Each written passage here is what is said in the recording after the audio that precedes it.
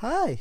Within this section, we're going to deep dive into Java and we're going to learn about Java fundamentals so that we can understand what's going on when we write some code, what's variables, what's sets, what's arrays and stuff. So let me create an empty activity. In fact, we're not going to create an empty activity, we're going to create a project, but this time we're not going to even have an activity. So as I said before, in every app we have activities, because that's how users interact with apps. But this time we're not going to build any app, we're just going to learn about Java fundamentals. So we don't need an activity in order to do that, because we're not going to do any designs, we're not going to create any user interfaces, we're just going to write some Java code. So I can just as well say add no activity at all. Okay, so this will create an empty project for me, and we're going to work on Java code rather than layouts or XMLs and stuff. We're just going to focus on Java code. So this may create some kind of issue for your computers, and we're going to deal with it as well. So this time we're gonna go for add no activity, but again, most of the time, like 99% when you're dealing with real Android development, you need an activity so that your user can see some screen where they choose to interact with the app. So I'm gonna call this Java Learning or Java Basics, okay? And the package name will be my name com.atilsam.javabasics. So you can change the save location by clicking over here and choose any folder like this, okay? And then you can name whatever you want.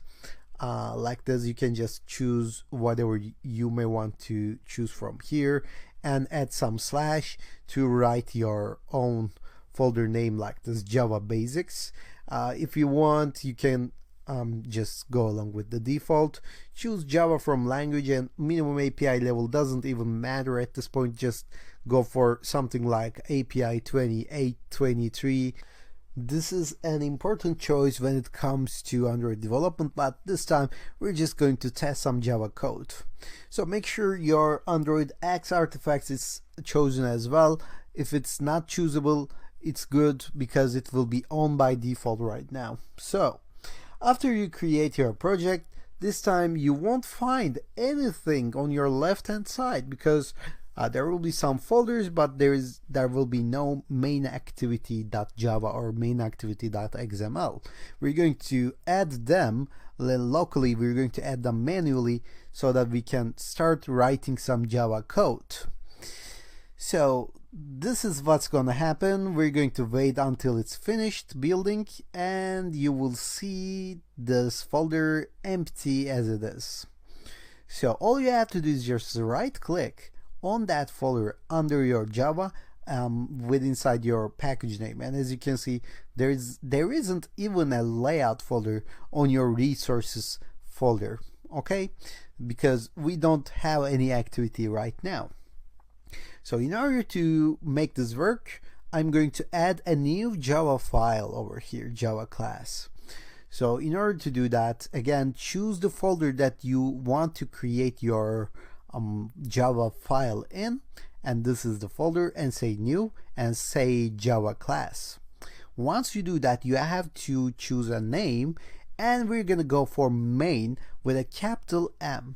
So as I said before, with the Pascal syntax, we only use it with classes like this, okay? When you deal with a class, just make sure the first letter of that class is capital name, like capitalized letter like this, main. And we're going to see what a class is later on, but just right now we need it in order to write some code. As you can see, we have this class, which is public class, and this will let us run some Java code inside of our Android Studio application. But before we write some code, we need to have an entry method. Maybe you remember that when we add an activity before, we had this onCreate method. So this was the first method to be called when an activity is created. Now we don't have any activity, so we have something to spark this application. Like we need an entry point. We call this main method public static void main in Java. This is the first method to be executed when a class of Java is run. So that's what we're going to do actually. You don't even know what a method is, I know. Just follow along with me and write public static void main with lowercase m this time, not uppercase, okay? Main. So this is what we are looking for. This is the class with an uppercase m, and this is the method with a lowercase m. And then you're gonna have to open and close some parentheses and say string like this with a uppercase S, and add this array annotation at the end of the string. Okay, so you can do this by holding Alt and 8 or 9 in your keyboard and write args. So what this basically does is, this is a method and it takes a parameter, an arguments parameter, as a string, as an array of strings, okay? And you don't know what a parameter is, you don't know what an array is, you don't know what a string is. You're going to learn it. All you have to know right now is that this is the main method, this is the entry point for Java code. So this is what will get called when we execute this code. So whatever we write under this method over here is going to be executed when we run this application. Okay, so this lets us run some Java code. So in order to write any code, of course we're going to use this main method, and first thing that we're going to do is to make sure that we are writing inside of this curly braces. Okay, I'm not writing anything outside of this main method. So with inside of curly braces means that I'm writing with inside of this main method. So make sure you're in the curly braces section. This is a coding section, and you're writing over here. And the first thing that we're going to write is, of course, will be the hello world or hello Java application.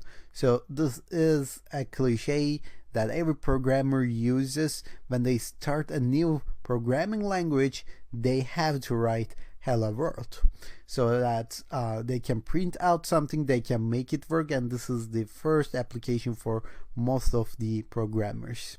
If you write SOUT, you can see this brings us something called system.out.println. Of course, you can write it this way as well, system.out.println. So this basically prints something to the log. So open your quotation marks like this.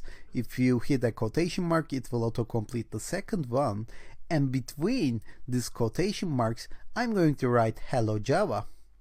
So this is our first piece of code. This will be written in the log so that we can keep track of what's going on inside of our application. So in order to run this, I'm going to right click on this main, but the small main, not the public class one. I'm going to right click onto the main like this, and I'm gonna say run. So this will run the main method, and you will see the result in the logcat like this. But as you can see, I'm getting an error. So maybe you didn't get an error, maybe you have seen hello Java, and it's perfectly fine. It's actually better than my condition. But if you get an error like this, I'm going to show you how to overcome this problem as well, because many of the students face this problem when they first start writing Java code. If you open your build.gradle, you have to make sure that this Android test implementation is in place. So if we don't see this line at the bottom of your build.gradle, at the last line of your dependencies, you should